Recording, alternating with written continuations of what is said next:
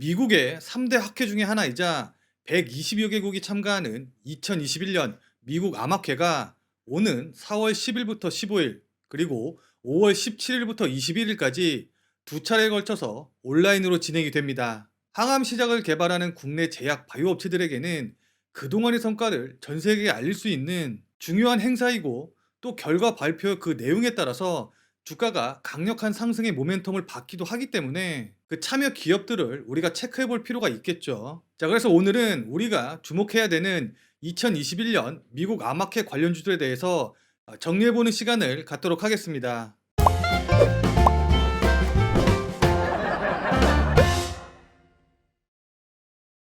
자, 일단 첫 번째 기업으로 매드팩토를 살펴봐야 될 것 같은데요. 이 매드팩토 같은 경우에는 국내 기업 중에 가장 많은 4건의 연구 결과를 발표하기로 되어 있습니다. 일단 첫 번째로 희귀암인 데스모이드 종양에서의 형질 전환 증식 인자의 바이오마커 분석 결과를 발표할 예정이고, 두 번째로 췌장암에 대한 벡토서팁, 그 다음에 오니바이드 병용 요법에 대한 전 임상 결과를 발표하기로 되어 있습니다. 그리고 삼중 음성 유방암에서 BAG2 연구 결과를 발표하기로 되어 있고, 마지막으로 자궁 경부암과 관련된 DRAK1의 연구 성과를 발표하기로 예정이 되어 있습니다. 일단 차트로 좀 본다고 하면은 최근 저점을 높이면서 반등하는 모습을 좀 보이고 있기는 한데, 직전에 저항선 부근이죠. 한 95,000에서 10만 원 부근에서 저항을 받고 다시금 좀 조정을 받고 있는 모습을 보이고 있어서 추가적으로 상승을 좀 확인해 보려고 하면 직전 고점인 10만 원 부근대 가격을 강하게 돌파하는 모습을 체크해 봐야 될 것으로 보입니다. 그래서 이번 미국 암학회에서 나오는 모멘텀 결과에 따라서 10만 원 돌파도 우리가 예상을 해볼 수가 있겠죠. 자, 그리고 두 번째 기업으로 지노맨 컴퍼니를 확인해 봐야 될 것 같은데, 신규 타겟 명역 항암제 후보 물질인 GENA104의 연구 결과를 최초로 공개하기로 되어 있습니다. 현재 선도 물질 최적화 단계의 막바지 단계에 와 있는 것으로 알려져 있으며, 자, 그렇기 때문에 지난해 12월 삼성 바이오로직스와 본격적인 GENA104의 생산 및 공정 개발 계약을 체결한 것이겠죠. 자, 그럼 차트를 보면서 한번 좀 살펴본다고 하면은, 일단 지노맨 컴퍼니 같은 경우에는 올해 초에 고점을 찍고 그 이후에 오랜 기간 좀 조정을 보이면서 기간 조정과 가격 조정을 좀 보였기 때문에 지금 가격대 부근에서는 이렇게 반등이 나오면서 컵앤핸들 패턴의 모양을 만들 가능성이 높아 보입니다.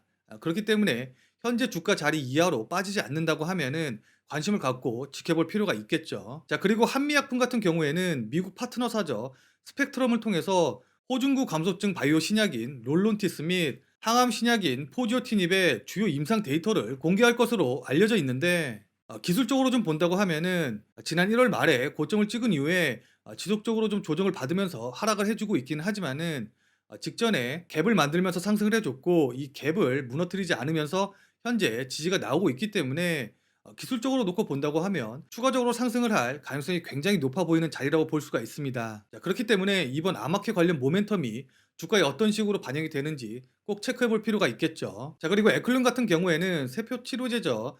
AT101 혈액암 치료제죠. 그리고 AT501 난소암 치료제의 연구 성과를 발표하기로 되어 있는데, 일단 차트로 좀 본다고 하면은 마찬가지로 지난 1월 달에 고점을 찍은 이후에 최근 오랜 기간 좀 조정을 받으면서 하락하는 모습을 좀 보이기는 했지만은, 직전 저점 자리 부근대죠. 한 28,000원 부근에서 다시 한번 지지를 받고 반등을 하는 모습을 보이고 있기 때문에 28,000원 가격대만 깨고 내려가지 않는다고 하면은 일단 상방 쪽으로 보고 대응을 하시는 게 괜찮을 것 같습니다. 자, 그리고 앞타바이오 같은 경우에는 삼진제약과 공동 연구 중인 급성 백혈병 치료제인 SJP1064의 임상 1상 설계 디자인을 공개하기로 되어 있는데, 보통 임상 1상이 일반인을 대상으로 해서 진행이 되는데 동사의 임상 1상 같은 경우에는 환자를 대상으로 진행을 한다는 점에 주목을 해봐야 될 것 같습니다. 이미 지난 1월 달에 식품의약품안전처로부터 임상 1상 시임 계획서를 승인을 받았기 때문에 관련된 모멘텀을 받을 수 있을 것으로 보이기도 하고요. 자, 근데 주가적인 측면으로 좀 본다고 하면은